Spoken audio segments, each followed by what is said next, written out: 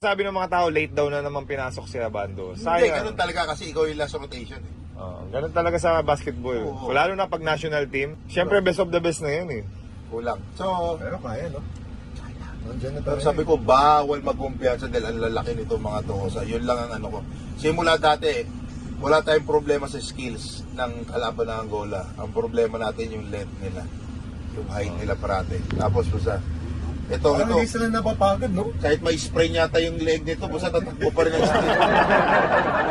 Hindi, Explain mo na yung training nila, pare. Kasi, Paano yung training? alam ni kasi yung training alam na yung training. yung training nila, kaya talagang go hard na go hard sila. Bago to makakuha sa final 20 pa lang to wala pang stretching. Oh, diyan kayo. Mga 20 leon lang ang papakawalan namin. So laterals lang tayo. Lahat ng movement natin ngayong araw na to, laterals papakanan lang ha.